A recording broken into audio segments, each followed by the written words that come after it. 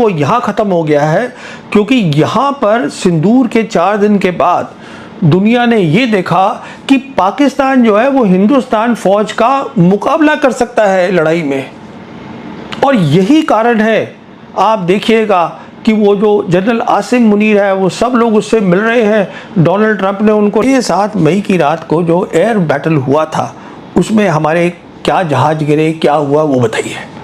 तो ये को सिर्फ नतीजा देखना चाहिए। अस्सलामुअलैकुम नाज़रीन, मज़ीद वीडियो कुछ सेकंड के बाद आपके साथ शेयर करते हैं। भारतीय पार्लियामेंट में अभी यह बात मान ली गई है कि पाकिस्तान ने भारत से जंग जीत ली है, तो भारत को इस जंग में काफी नुकसान उठाना पड़ा है। भारतीय पार्लियामेंट में अब मोदी से ये बात पूछी जा रही है कि अगर एक भी राफेल तैयारा नहीं गिरा तो तमाम राफेल तैयारों की परेड करवाई जाए। लेकिन मोदी परेड करवाए तो करवाए कैसे, क्योंकि राफेल तैयारे तो पाकिस्तान ने गिराए हैं और फ्रांसीसी कंपनी भी ये बात मान चुकी है। और भारतीय पार्लियामेंट में तैयारे गिरने के सबूत भी मोदी के सामने रख दिए तस्वीरों के साथ। तो चलिए आपको मजीद वीडियो की तरफ लेकर चलते हैं और भारतीय तज्जियाकार की जुबानी सुनाते हैं कि भारतीय पार्लियामेंट में क्या कुछ होता रहा। वीडियो में आगे बढ़ने से पहले आप लोगों से गुजारिश है कि अगर आपने चैनल को सब्सक्राइब नहीं किया तो चैनल को लाजमी सब्सक्राइब और वीडियो को लाइक एंड शेयर करना मत भूलें। डायरेक्टर जनरल मिलिट्री ऑपरेशन थे, आर्मी के बड़े अफसर, उन्होंने फ़ोन कर दिया पाकिस्तान के DGMO को बोलने के लिए कि देखिए हम बात को और बढ़ाना नहीं चाहते।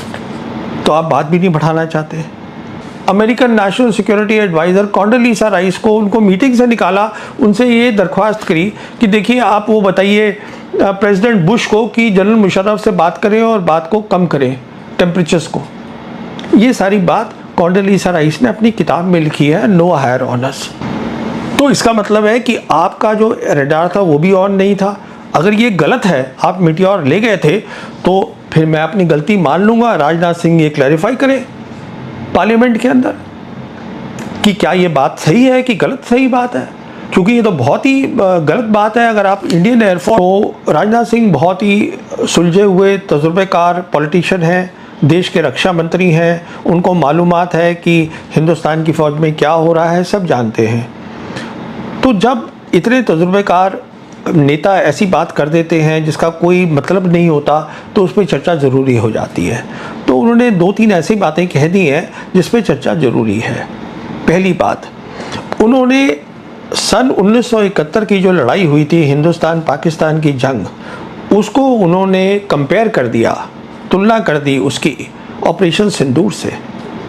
बोले कि 71 की लड़ाई के अंदर जो बीजेपी लीडर थे वाजपेयी, उन्होंने लड़ाई के बाद जो प्राइम मिनिस्टर इंदिरा गांधी थी उनको मुबारकबाद दी, पर ये नहीं पूछा कि ये बताइए कि कितने हवाई जहाज गिरे इंडियन एयरफोर्स के, हमारा क्या नुकसान हुआ। उन्होंने सिर्फ नतीजा देखा और मुबारकबाद दी। तो इशारा इस तरफ था कि मोदी सरकार ने ऑपरेशन सिंदूर किया, हमने नतीजा दिखाया। पर ये जो ऑपोजिशन है वो ये पूछ रही है कि 6-7 मई की रात को जो एयर बैटल हुआ था उसमें हमारे क्या जहाज गिरे, क्या हुआ वो बताइए। तो ये को सिर्फ नतीजा देखना चाहिए।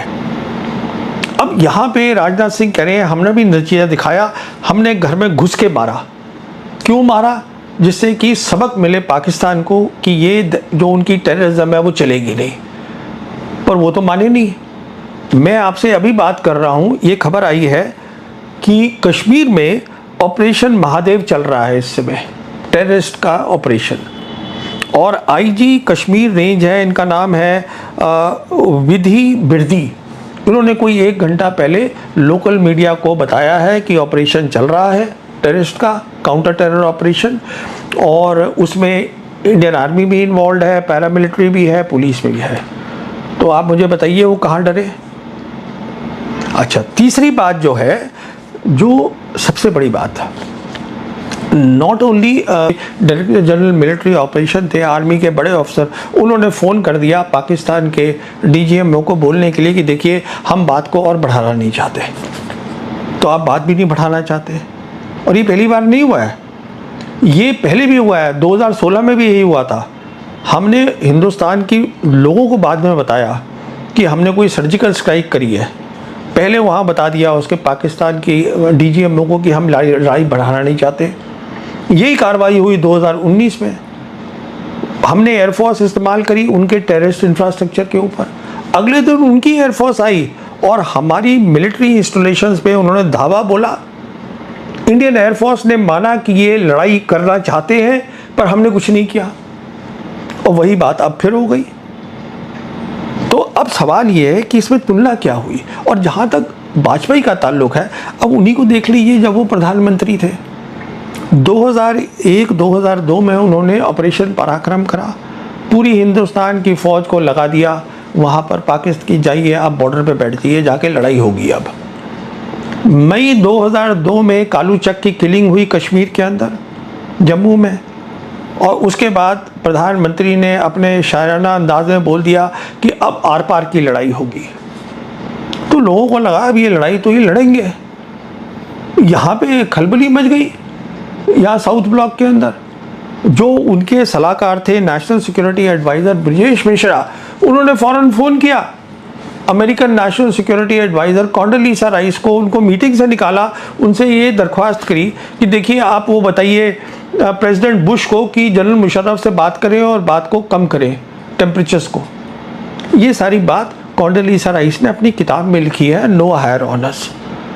तो ऐसा क्या है बीजेपी लीडर्स में, आप शुरू करते हैं फिर लड़ाई भी नहीं लड़ते। तो पहली बात तो ये थी कि ये मिसाल ही गलत थी, इसकी तुलना नहीं होनी चाहिए थी। अच्छा, दूसरी बात, राजनाथ सिंह ने हमें ये बताया संसद के पार्लियामेंट के थ्रू कि मोदी सरकार ने पूरी फ्रीडम दी हुई थी आर्म्ड फोर्सेस को कि आप जो है तय करिए कैसे करेंगे, क्या करेंगे, टारगेट्स वगैरह सब कुछ बताया था। पर ये भी ठीक नहीं लगता। हम जानते हैं कि इंडोनेशिया में जो हमारे नेवी के एडवाइज़र हैं शिव कुमार, उन्होंने एक सेमिनार में बताया कि हाँ हमारे प्लेन्स गिरे हैं इंडियन एयरफोर्स के, और वो इसलिए गिरे हैं क्योंकि उनके पास पॉलिटिकल हिदायत थी कि आप जो है पाकिस्तान के एयर डिफेंस सिस्टम्स और मिलिट्री इंस्टॉलेशन पे नहीं करेंगे कुछ भी।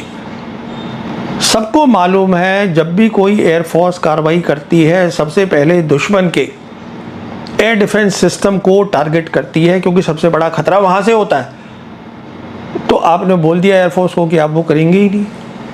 अच्छा, फिर ये एक बीजेपी के ये अंदर के पत्रकार हैं जो कि एग्जीक्यूटिव एडिटर हैं हिंदुस्तान टाइम्स के, इनका नाम है शिशिर गुप्ता। इन्होंने एक लेख लिखा है, इनको अंदर की खबरें मिलती रहती हैं, जिसमें इन्होंने जिक्र किया है कि इंडियन एयरफोर्स ने जब अपनी कार्रवाई करी थी तो उन्होंने सिर्फ जो एयर टू ग्राउंड मिसाइल्स थी, उनके नाम है स्कैल्प मिसाइल और क्रिस्टल गेज मिसाइल, क्योंकि आइडिया ये था, जो ऑब्जेक्टिव था जिसकी जिक्र कर रहे थे राजनाथ सिंह, कि हमें सिर्फ टेररिस्ट के ऊपर टारगेट करना है। तो ये एयर टू ग्राउंड थी, हैवी मिसाइल की वहाँ जाके ग्राउंड पे जाएगी।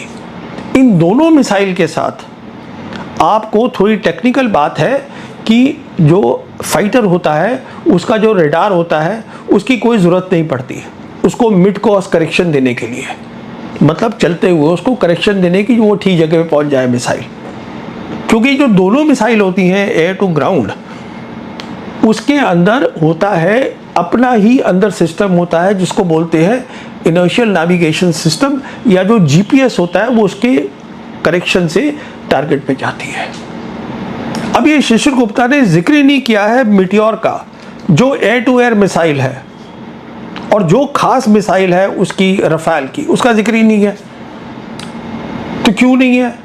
क्योंकि जो मीटियोर मिसाइल है वो एयर टू एयर मिसाइल है, इसका मतलब वो लड़ाई करनी है आपको पाकिस्तान एयरफोर्स के साथ। इस मिसाइल के लिए जो फाइटर होता है उसके रडार को ऑन करना पड़ता है मिड कोर्स करेक्शन के लिए। तो इसका मतलब है कि आपका जो रडार था वो भी ऑन नहीं था।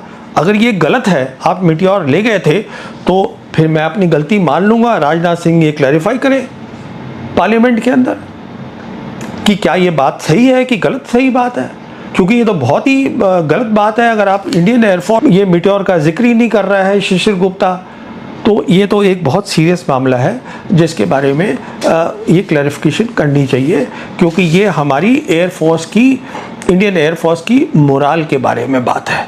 ये क्लैरिफिकेशन रक्षा मंत्री को करनी चाहिए।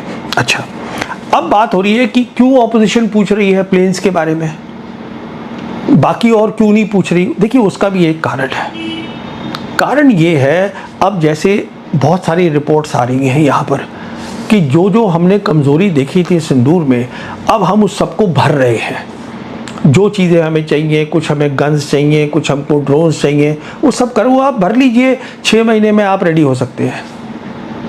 पर जो एयरफोर्स है उसको बहुत वक्त लगेगा रेडी होने के लिए। उसका कारण क्या है कि जैसे कि पाकिस्तान एयरफोर्स ने अपना एक ब्रीफिंग दी थी अगले दिन, जिसमें बताया कि अब हमारा एक सिस्टम है जो कि मल्टी डोमेन ऑपरेशन है, उस तरीके से हम अब ये काम कर रहे हैं, क्योंकि अब जो मिसाइल्स होती हैं वो दूर की मिसाइल्स होती हैं, उसमें नज़दीक की नहीं होती, उसको बोलते हैं हम बियॉन्ड विजुअल रेंज मिसाइल्स।